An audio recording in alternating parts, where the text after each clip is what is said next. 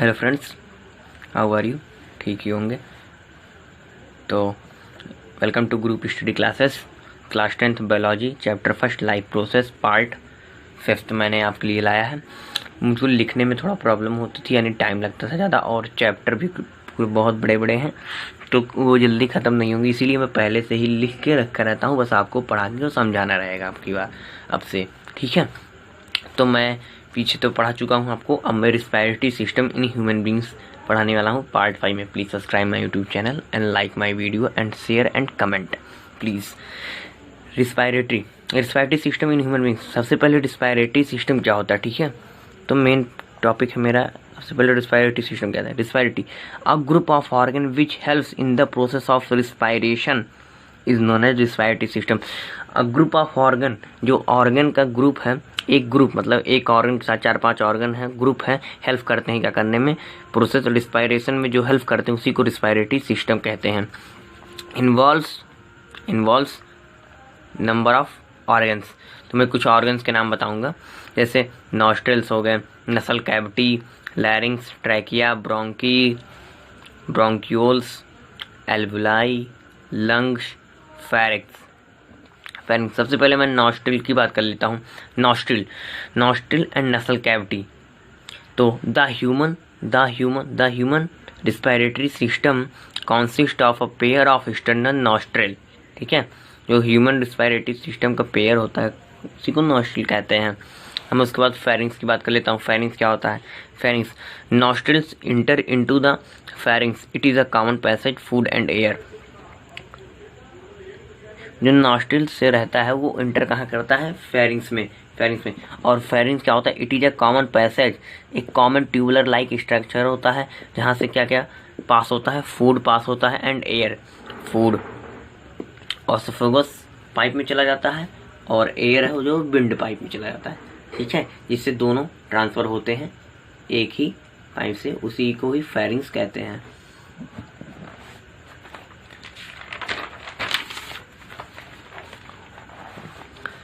उसके बाद नंबर 3 पे है ट्रैकिया। ट्रैकिया क्या होता है? It is a 10 to 12 centimetre long tube.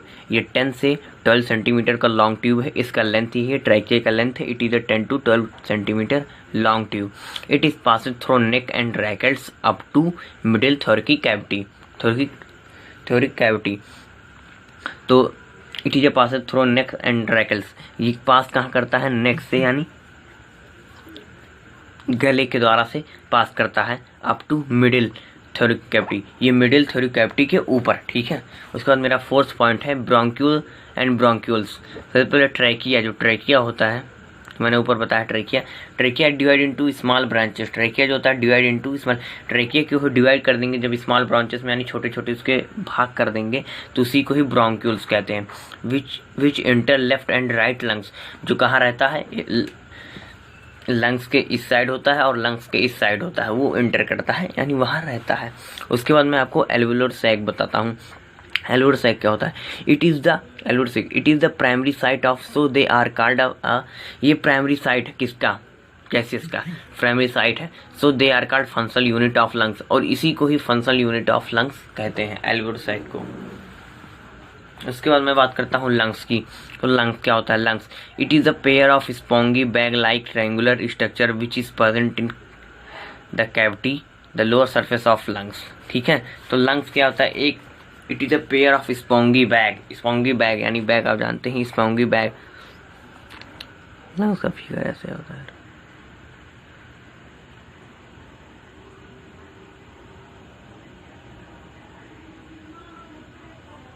ऐसे ही होता है लंग्स का फिगर,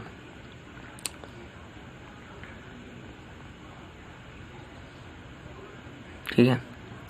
लंग्स का फिगर ऐसे ही होता है, लंग्स का फिगर। तो ये देखिए बैग लाइक की स्ट्रक्चर है, स्पॉन्गी बैग लाइक की स्ट्रक्चर, ठीक है?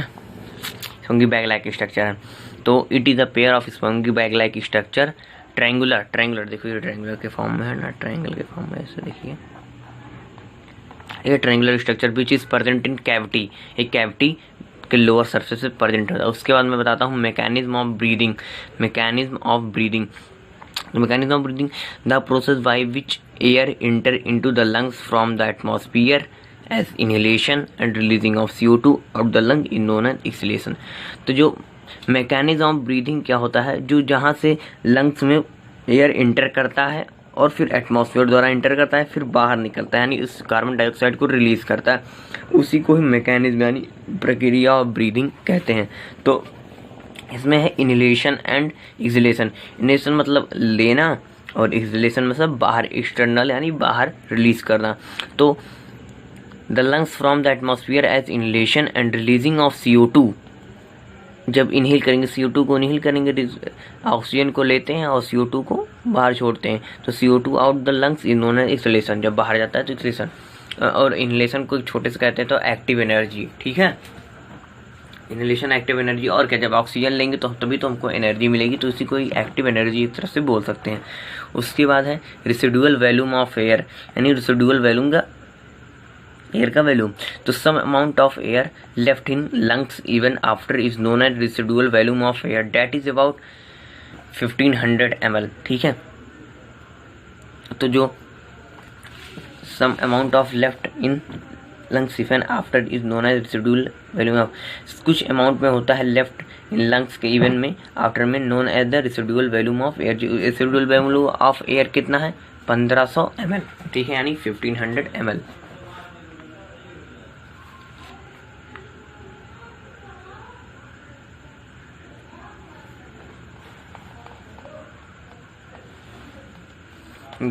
उसके बाद है गैसियस एक्सचेंज। गैसियस एक्सचेंज होता है 2 types, gaseous exchange in lungs, gaseous exchange in tissue. जो मैंने दोनों लिखा, gaseous exchange in lungs, gaseous exchange in tissue. और फिर उसके बाद आ जाता है transport of gases. O2 is carried by red pigment haemoglobin found in RBC in the form of oxy haemoglobin. जो O2 होता है यानी ऑक्सीजन होता है कैरी, ऑक्सीजन कहाँ से मिलता है हमें, हेमोग्लोबिन से। और हेमोग्लोबिन कहाँ प्रेजेंट होता है, रेड ब्लड सेल यानी ब्लड सेल में प्रेजेंट होता है, जिस हेमोग्लोबिन के ही कारण जो हमारा ब्लड होता है वो रेड कलर का होता है इन द फॉर्म ऑफ। और RBC में किस फॉर्म में हेमोग्लोबिन प्रेजेंट होता है, ऑक्सी यानी ऑक्सीजन, और हेमोग्लोबिन ऑक्सी हेमोग्लोबिन। ठीक है, तो उसके बाद ये ट्रांसपोर्ट ऑफ गैसेस। अब एक्सक्रीशन क्या होता है, ये हमारा एक और टॉपिक है। Excretion the process of removal of nitrogenous waste like as ammonia, urea और uric acid from outside of the body. Excretion मतलब जो हमारे बॉडी का वेस्ट मटेरियल होता है यानी वेस्टेज पार्ट होता है, जो हमारे बॉडी से रिमूव होता है, वेस्टेज पार्ट नाइट्रोजनियस, उसी को जैसे लाइक हो गया अमोनिया हो गया, यूरिया हो गया, यूरिक एसिड हो गया, ऐसे बहुत होता है। ठीक है, from outside of the body, उसी को एक्सक्रीशन कहते हैं। The process of removal of nitrogenous waste like as ammonia, uric acid from outside of the body, किसकी outside of the body is called excretion. ठीक है, अब एक्सक्रीशन, तो excretory system क्या होता है, excretory system a group of organ which helps in the process of excretion, यानी अ group of organ, जो ग्रुप ऑफ ऑर्गन होता है वो हेल्प करता है। एक्सक्रीटरी सिस्टम यानी जो एक्सक्रीशन होता है तो उसमें कुछ ऑर्गन लगते होंगे जो मिलके एक्सक्रीशन करते हैं, तो उसी को एक्सक्रीटिंग सिस्टम कहते हैं। A group of organ which helps in the process of excretion, जो ये बॉडी से निकलता है like ammonia, uric acid, nitrogen waste outside of the body. इसको करने के लिए हमें कुछ ऑर्गन की जरूरत पड़ती है जिसके एक्सक्रीटरी सिस्टम उसके अंदर आता है, उसी को ही एक्सक्रीटरी सिस्टम कहते हैं। Group of organ which helps in the process of excretion. तो ये जो एक्सक्रीशन वाला प्रोसेस होता है, removal of the body part, the process of removal of nitrogen waste like from outside of the body, तो इसमें जो प्रोसेस हो रहा है उसी को ही हेल्प करने में एक्सक्रीटरी सिस्टम का काम करते हैं। अब मैं एक्सक्रीटरी सिस्टम इन प्लांट बताता हूँ कि प्लांट्स में भी एक्सक्रीशन कैसे होता है, वेस्टेज मटेरियल कैसे निकलते हैं। Plant remove the gaseous waste through the stomata in leaves and lactical cells in stem branches. Plant भी रिमूव करता है वेस्ट मटेरियल थ्रू किसके प्लांट रिमूव द कैसे, थ्रू स्टोमेटा के थ्रू रिलीज करता है, और इन लीव्स, और कहाँ पर, इन लीव्स में, और lactical cells in stems and branches. ठीक है, अब मैं उसके बाद बात करता हूँ excretion in animal. Excretory system are found in different animal, सभी एनिमल में डिफरेंट पार्ट के एक्सक्रीटरी सिस्टम प्रेजेंट होते हैं। जैसे प्रोटोजोआ में होता है थ्रू जर्नल बॉडी, ये एक्सक्रीट करते हैं। उसके बाद प्लेटीहेल्मिन्थेस से फ्लेम सेल से निकलता है, एनलीडिया से नेफ्रीडिया से निकलता है। उसके बाद आर्थोपोडा से है ग्रीन ग्लैंड्स, और इंसेक्ट से मेलिफिगियन ट्यूबल्स। ठीक है,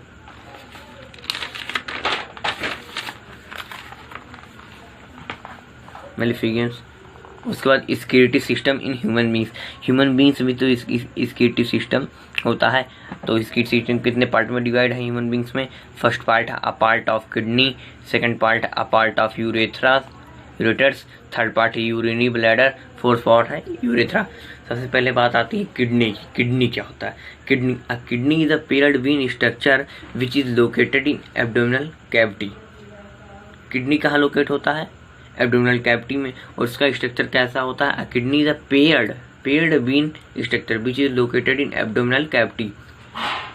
उसके बाद बात आती है, उसके बाद हाँ, और किडनी नेफ्रॉन जो होता है, nephron is a structure and functional unit of kidney. अगर किडनी का structure and functional unit of अगर किडनी का पूछा जाए कि structure and functional unit of क्या है, किडनी का स्ट्रक्चर एंड फंक्शनल यूनिट क्या है, तो वो उसका आंसर आएगा नेफ्रॉन। ठीक है, नेफ्रॉन जो है वो structure and functional unit of kidney का है।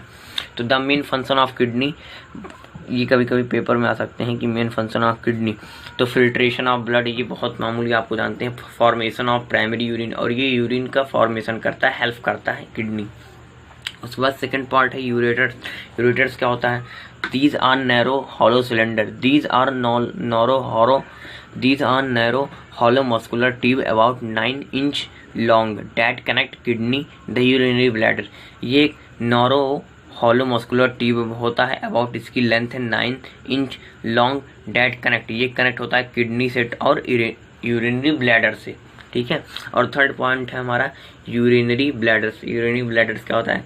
Urinary bladders it is a small muscular sac like structure which is store urine before passing urethra.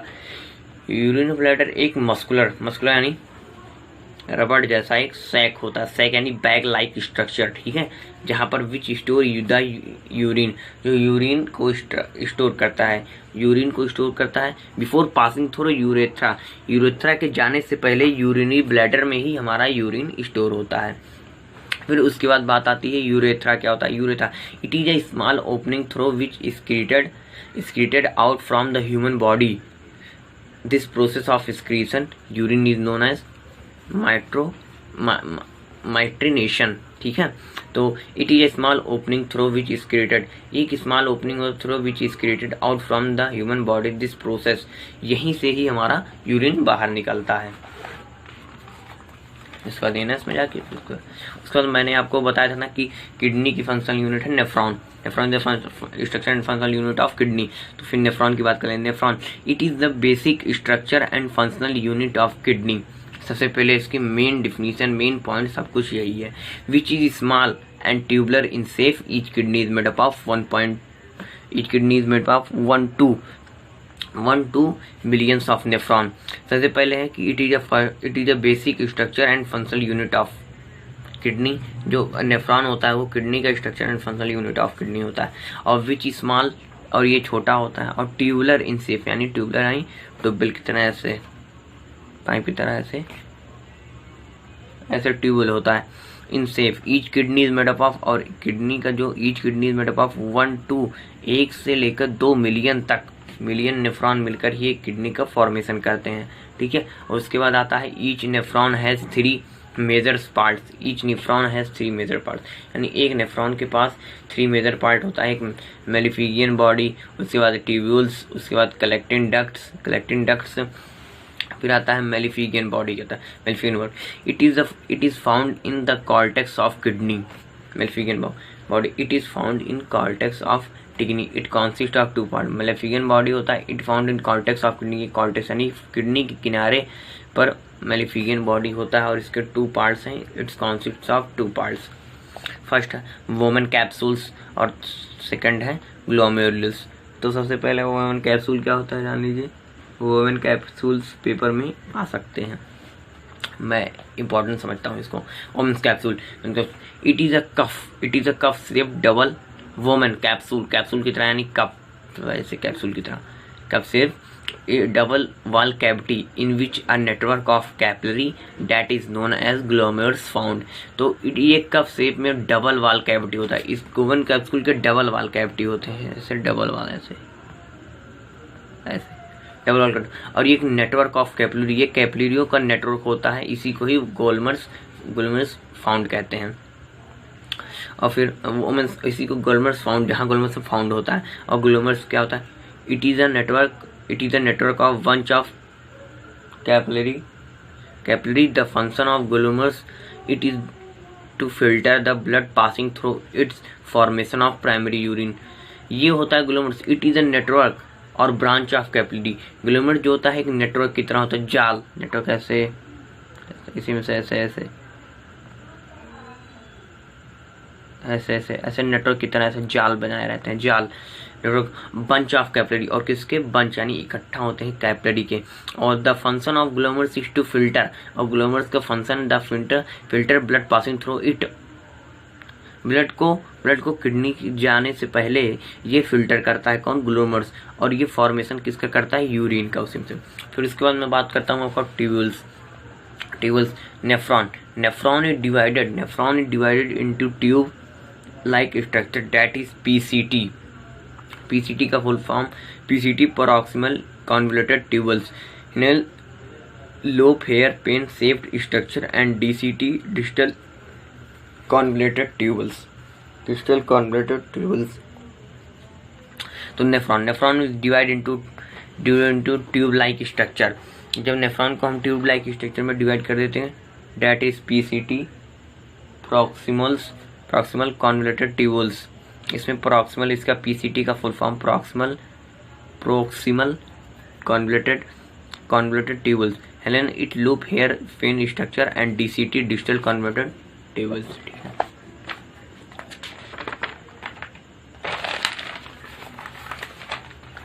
अब मैं बात कर लेता हूँ यूरिन की। यूरिन क्या होता है? Urine it is pale yellow colour fluid which is consist 98% of water, 1.5% nitrogen waste and some other salt like sodium.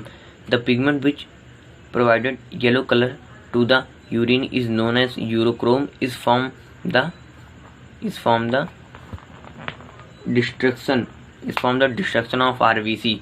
तो यूरिन जो होता है ये पेल येलो कलर का होता है। पेल येलो यानी हल्का पीला कलर का होता है, फ्लूइड होता है, विच इज कॉन्सिस्ट 98% ऑफ वाटर। और इसमें कितने परसेंट? 98% वाटर होता है, बाकी सब 1.5% नाइट्रोजन बेस्ड होता है, and some other salt like sodium. और कुछ सॉल्ट भी होते हैं लाइक सोडियम। मैं अगले वीडियो में आपको बताऊँ कि यूरिन में कितना क्या होता है। ठीक है, तो the pigment which provide yellow colour, और ये जो पेल येलो कलर है ये कौन प्रोवाइड करता है? तो यूरिन नोन एज यूरोक्रोम। जो यूरोक्रोम की वजह से ही जो हमारा यूरिन का कलर होता है वो येलो कलर होता है, urochrome colour is a form of destroy. और ये आरबीसी को भी डिस्ट्रॉय करता है जो यूरोक्रोम होता है। उसके बाद मैं डायलिसिस बताता हूँ। डायलिसिस, जिसकी किडनी खराब हो जाती है उसको डायलिसिस के द्वारा उसका ब्लड जो होता है वो फिल्टर करते हैं। तो ये डायलिसिस एक आर्टिफिशियल चीज़ है जो हेल्प करता है हमारे किडनी ना होने के लिए, उनके लिए।